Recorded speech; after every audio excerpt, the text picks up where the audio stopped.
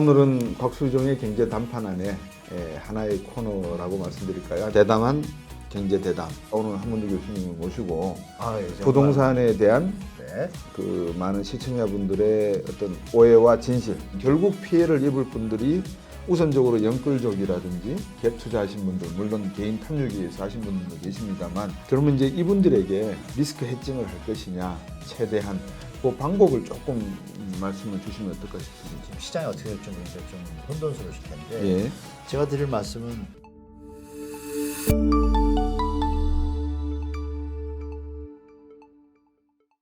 예, 안녕하십니까. 지금 벌써 우리 한문도 교수님하고 투샷이 잡히죠. 오늘은 곽수종의 경제 단판 안에 하나의 코너라고 말씀드릴까요? 아니면 새로운 이름입니다. 대담한 경제 대담이라는 뜻에서 대담 이렇게 해서, 사실 저희들이 경제를 한다 그러면 이제 많은 분들이 저 같은 사람한테 부동산 가격 어떻게 되겠느냐 또 반도체 경제는 어떻게 될 거고 주식시장은 어떻게 다 물으시잖아요. 네. 근데 저는 전공을 이제 금융을 하긴 했습니다. 근데 금융 안에서도 선물 옵션을 했어요. 네. 예, 그래서 제가 오늘 한문도 교수님을 모시고 예, 부동산에 대한 네. 그 많은 시청자분들의 어떤 오해와 진실, 요거를 하나씩 좀 간단하게 여쭤보고자 모셨습니다. 네. 귀한 시간 내주셔서 감사하고요. 먼저 간단하게 네. 이제 어차피 한국 이야기를 할 수밖에 없으니까 2023년 올해 한 해의 한국 부동산 시장 한번 간단하게 진단 겸 뭐 분석을 한번 해주시죠. 간단히 말씀드리면 예. 뭐 저보다 잘 아시겠지만 민스키 모먼트의 전형적인 WD 모습을 보인 시장이다, 이렇게 말씀드리고, 해석을 하자면 일단 어느 경제 시스템에서 일단 하락이나 침체 분위기가 보이면 정부는 부양책을 쓸 수밖에 없고, 그럼 그 부양책이 일시적으로 반등하는 효과를 다 가져옵니다. 다만 그 사이에서 이제 만약에 방치를 했을 때 터질 경우에는 이제 그 리스크가 큰 데에 비해서 한번 부양책을 쓰면 그 사이에 약간의 해지 기능이 있어가지고 팔 사람을 좀 팔고 이런 기능이 있으면 다음에 다시 이제 더블 딥으로 내려갈 때는 그걸 받아들이는 어떤 마인드라든지 심리가 꺾이는 그 농도가 약해지니까 좀 연착륙의 분위기로 갈 수 있는 그 베이스가 된다라고 보거든요. 그런 부분을 정부도 이미 알고 있는 것 같고, 올 한 해는 이미 알고 있음에도 10월 달에 갑자기 F4 수장 내부에서 그렇게 대출을 풀더니 갑자기 한두 달 만에 바뀌어가지고 다 같이 한 목소리로 가계부채 문제 있다 보도 나오고, 이건 보면 이제 정부에서도 인지를 한 것 같고, 그리고 최근에도 이복형 금융위원장이 말한 걸 워딩이 좋더라고요. 제가 들을 때 한계 기업은 스스로 책임져야 된다, 이 표현이 이분이 뭐 저쪽 검사 쪽 출신이지만 나름 와서 열심히 공부를 했겠죠. 서치를 하니까 정리 어느 정도 된 것 같아요. 지금 워딩이 좀 틀려졌어요. 그 얘기를 본다면 올해 시장은 그 정부의 일시적인 그 하강 그 속도 경착륙을 막기 위한 정책이 일단은 먹혀서 상반기에는 회복 상승을 유지했지만 정부도 연착륙을 가야 하는 어떤 스탠스를 취하는 걸 보고 시장도 반응하기 시작했다. 주로 선수들이 먼저 움직이잖아요. 선수들이 이제 매물이 나오기 시작하고 조정해야겠다 하고 이런 게 시작된 한 해이고, 이번에 연말에 지금 급락이잖아요. 약간은 이게 이제 정부에서 이것만 조절할 것 같아요. 신생아가 다음에 나오니까 그러니까 올해 신생아 또 다시 한번 해서 충격을 다시 한번 또 완화시키고 그런 패턴으로 가는 걸로 보여서 올해 시장을 하여간 정부의 의지는 좀 먹혔다, 시장에. 무주택자분들은 사실 답답하셨겠죠. 갑자기 잘 내려가기 두지일 텐데 경제를 총괄하는 입장에서는 그럴 수밖에 없는 입장을 좀 이해할 수 있는 부분이 있고, 그러니까 우리는 쉽게 말하면 그럼 이게 앞으로도 정부도 약간의 조정을 인정하는 분위기라고 좀 받아들일 수 있잖아요. 그 상태 시장 보면 괜찮을 것 같습니다. 현상을 이야기하는 거는 워낙 교수님께서 그동안에 많은 방송을 통해서 지적을 많이 해주셔서 어느 정도 간단하게 요약이 되지만, 이제 중요한 거는 연착륙이냐 견착륙이냐. 만약에 연착륙이라 그러면 어떤 정책을 써야 되느냐. 그러면 정책을 쓰려고 그러면 대기 수요가 얼마인데 이 대기 수요에 맞는 주택 공급은 어느 정도 준비가 되고 있느냐, 언제 시점에 공급 정책을 써야 되느냐, 이제 이런 것들을 금리 인하 시점과 맞물려 가지고 가야지만 주택 잠재적 수요자들이 직접 집을 살 수 있지 않겠습니까? 그래서 제가 이제 레디라는 의미에 아까 주셔서 이 말씀을 여쭤보는 게 좋겠구나 해서 전세가 얼마 정도 있느냐. 그럼 전세가 전체 한 40% 잡고, 그러니까 전국 평균으로요. 네. 한 40%에서 50% 잡고 이분들이 금리가 어느 정도 되면 또는 어느 정도 수준에서 진짜 실질적인 주택 소유자로 네. 집값 금리가 떨어지고 집값이 하락하면 진짜 집을 살려고 하는 사람들은 이 중에서 한 몇 %라고 보면 될까요? 아, 현재 전세 사시는 분 중에요. 예. 좀 죄송한 얘기지만 전체를 100으로 보면요. 이 중에 20%밖에 현재 유효 금리가 인하돼도 살 수 있는 예. 능력이 있는 분이 20%밖에 안 됩니다. 그렇군요. 그 얘기는 뭐냐면 제가 소득 분포를 대충 말씀드리면 네. 연봉 7천 이하가 서울도 한 75% 가까이 돼요. 네. 근데 그분들이 월 수령액이 실제로 따지면 세금 빼고 네. 468만 원 나옵니다. 예. 제가 계산해 봤는데 예. 468만 원이면은 금리 그러니까 집값을 이제 기준으로 해서요. 네. 한 뭐 5억 대출 받고 3억 대출 받을 때 제가 계산을 해봤어요. 예. 그러면 법원에서 2023년도 최저 생계비가 있어요. 예. 2인 가구가 206만 원이고요. 그렇죠. 3인 가구가 266만 원 정도 돼요. 예.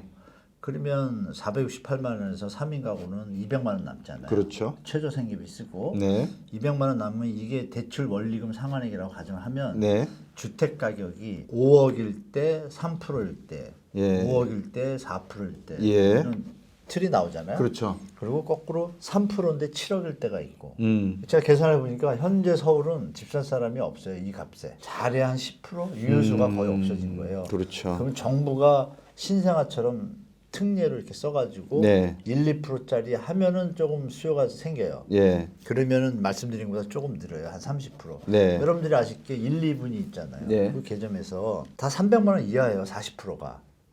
그러면 지금 50%가 전세를 산다 그러면 전체 중에 20%가 실제 수요자인데 이분들조차도 네. 금리가 지금 5%면 당연히 못 사고 3%가 되면 아까 말씀드린 최전생계에 비해 제가 계산을 해보니까 네.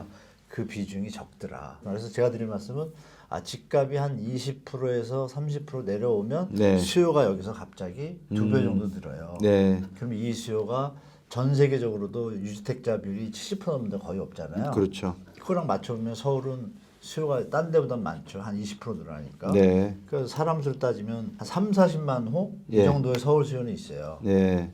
그러니까 이제 생각보다 예. 예전에 지금 반토막 났다고 보시면 돼요. 수요가. 지금 너무 거품이 껴가지고 네. 제가 볼 때는 한 번에 이 조정이 없으면 집은 일본처럼 거래 없고 계속 연착륙으로 내려가는 거래도 없으면서 뭐 이런 가능성이 높고 금리가 인하해 줘야지 조금 늘고 주택 가격이 안 내려면 또 계속 늘어지겠죠. 네. 그런 상황인데 그게 뭐 어떤 트리거로 인해 가지고 확 조정이 될지는 저도 아직 뭐 예측 못하고 있고요. 그러면 우리나라 부동산 시장에서 주택 가격이 지금 2023년 기준으로 봐서 교수님께서 앞으로 20에서 30% 더 떨어져야 된다라고 말씀을 하셨는데 그렇게 될 경우에 상대적인 부작용, 즉 소비가 줄어든 왜냐하면 집을 갖고 있는 분들은 불안감이 네. 있으니까 네, 네. 소비가 또 줄어들고 또 경기는 또 하강으로 들어갈 수밖에 없거든요. 디플레이션으로. 그거는 이제 그렇게 말씀할 수도 있는데요. 네. 제가 이제 해석한 건 이렇습니다. 이 가구 수를 이제 개념을 잡아볼게요. 네. 그러니까 이런 거죠. 한 가족이 있는데 네. 가족이 10명이 있어요. 10명이 있는데 10명이 열심히 일을 하는데 한 사람이 계속 사고를 쳐요. 네. 큰 사고를. 네. 그러면 번 돈 다 도와줘야 되죠. 네. 그러니까 이 9사람도 제대로 스케줄링이 이어질 수가 없어요. 뭐 그건 다 그렇잖아요. 어느 네. 큰 사고 나면. 그런 것처럼 지금 우리나라 가구 수가 2,180만 가구예요. 예. 그중에 지금 말씀하신 1주택자는 큰 문제가 없어요. 네. 집값이 내려간다고 할 때 영끌한 부분들 얘기가 좀 나오지만 그 네. 비율이 예. 많아야 100만이에요. 제가 볼 때. 예. 그 영끌 중에서도 실거주용으로 부담 가능한 분도 계시고 예. 좀 투기성과 투자성을 겸비한 분들이 지금 못 견디는 거죠. 레버리지를 과다하게 써서. 네. 그러면 계산하면 나오죠. 2,180만 가구 중에 무주택자는 집값이 내려간다면 문제가 있나요? 없죠. 전혀 문제가 없어요. 예. 그게 이제 980만 됩니다. 예. 그리고 1주택자가 한 1,000만 됩니다. 예. 이분들은 큰 문제가 없다라고 가정할 수가 있어요. 네. 그러면 누가 문제가 되죠? 영끌한 분들 일부, 예. 1주택 한 분들하고 예. 다주택자 중에 무리하게 하신 분들, 다주택자 정도 구분을 하면은 정부가 이 데이터를 오픈해야 돼요. 다주택자 중에 현재 월세로 받고 있는 분이 계실 거고 네. 전세보증금을 풀로 껴가지고 계부를 해서 힘든 분들이 계실 건데 예. 그 힘든 것도 보세요. 그 전세로 계신 분이 힘든 거지 다주택자는 만약에 5억짜리 집인데 1억씩 10개면은 10채가 돼요. 그렇죠. 그러니까 갭 투자의 위력이 그런 거잖아요. 예. 근데 그분이 10억을 잃었어요. 근데 10집은 살아나죠. 예. 뭐 한 집은 망하죠. 그렇죠. 전체로 보면은 다주택자가 한 270만에서 300만 왔다 갔다 하는데 예. 전 가구수의 10%잖아요. 예. 10% 중에 말씀드린 5% 정도는 예. 분명히 월세나 능력이 있는 분들일 거고. 그 조사 자료를 제가 보고 싶은데 아직도 못 구했거든요. 네. 그러면 5% 잡으면 그 가구가 쫄딱 망한다고 대한민국에 무슨 문제가 있어요? 부동산 문제가 전혀 없죠. 문제가 없죠. 예. 예. 도리어 예. 국가는 문제가 생겨요. 세금이 줄기 시작하니까 네. 집값이 내려가면. 예. 그러니까 국가 사업자라는 얘기도 나오잖아요. 요새 국가에 계신 분들이 국가가 내가 다니는 회사라고 생각하는 거예요. 그래가지고 기업이나 가게부터 뺄 거 다 빼먹으려는 일부 이 기생하는 어떤 탐관 오리들도 존재하잖아요. 네. 시스템을 이용해가지고 그런 거를 오픈을 안 한 이유도 그렇잖아요. 그래서 제가 몇 번 요청했는데 그 오픈하면 어떤 일이 벌어져요? 자금 조달 계획서를 다 받아놨거든요. 네. 그러면 충격에 대해서 충분히 박사님 같은 분은 보시면 바로 하실 거예요. 이거 보니까 요 정도는 충격이 있고 이건 전혀 문제가 없네. 그 다음에 시나리오는 뭐예요? 집값이 내려면 세금이 들 들어오면 아껴 쓰면 되죠. 네. 아껴 쓰고 여기서 만약에 베이스에서 집에 대한 부담이 없어지면 어떤 일이 벌어져요? 소비가 늘어나죠. 소비가 완전히 늘어나죠. 부가가치세 소득이 많이 늘죠. 네, 늘어나기 시작하고 투자가 늘어나잖아요. 그쵸. 주식시장이 살아나고. 그렇죠. 이게 정상적인 선진국으로 가는 베이스라고 저는 생각을 하기 때문에 이건 만국병이라고 저는 아직도 생각을 해요. 그래서 적정한 국가의 소득이나 인구가 늘면서 분배가 되면서 이 부동산이란 가치 어떤 내재 가치가 상승하고 사람들이 좋은 집을 사고 싶은 욕망이 있으니까 싱가포르도 집이 95%가 나라에서 대주는데도 민간 시장이 활성화돼 있거든요. 네. 그게 선진국이잖아요. 그렇죠. 그게 제가 볼 때는 전혀 문제가 없다고 저는 생각을 하는 거예요. 예. 국가만 또 국가에 계시는 뭐 탐관 우리형 일부분들 빼고 네. 국가와 미래와 우리 청년들 생각하는 분들이 정말 머리 맞잡고 예. 한다라면 이건 해답이 바로 나올 수 있다고 저는 판단하거든요. 네. 그럼 그 망하는 분들에 대해서도 구제책 지원해주면 되잖아요. 네. 무슨 문제가 있어요? 딱 하나 국가에 세금이 준다. 네. 그거는 극복할 수 있지 않나요? 충분히 다 같이. 사람들은 이렇게 장기적인 이야기도 듣고 싶어 하지만 결국은 지금 내 눈앞에 닥쳐 있는 모습을 가장 중시하는 게 또 인간의 본 모습 아니겠습니까? 그 중에서 아까 영끌족 말씀을 주셨고 갭 투자 말씀을 주셨거든요.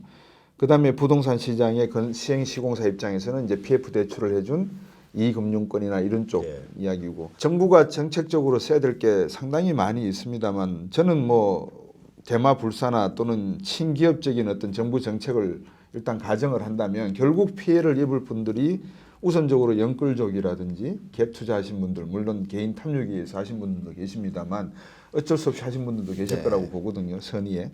그러면 이제 이분들에게 교수님께서 어떻게 하면 내년이 2024년이 많은 분들 교수님도 조금 전에 지적하셨습니다.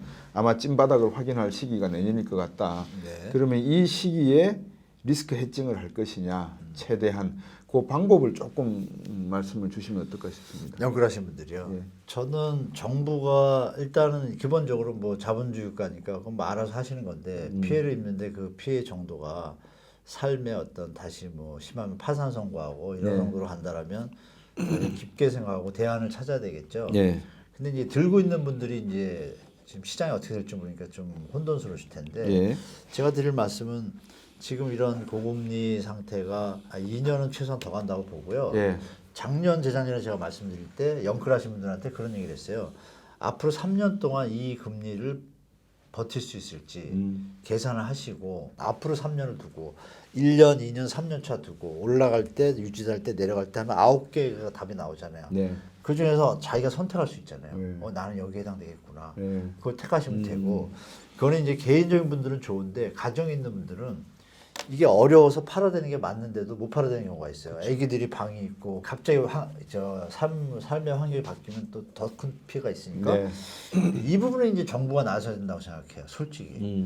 그러니까 개인적으로 뭐 1인 이런 가구들은 탐욕으로 인해서 갔다고 하지만 나머지 가정이 있는데 무리하게 들어간 분들은 더 올라갈까 봐라는 피해의식과 트라우마 때문에 들어가신 거거든요. 네. 그런데 이 일을 당하셨으니 네. 우리 경제 주체잖아요. 삶의 하나. 그러니까 우리가 경제 시스템에서 가정이 하나 파산될 때 그 비용 아시잖아요. 사회적 비용. 사회적 예. 비용이 그 계산 다 했을 거거든요, 정부에서. 그렇다면 이런 세대 같은 경우에는 뭐예요?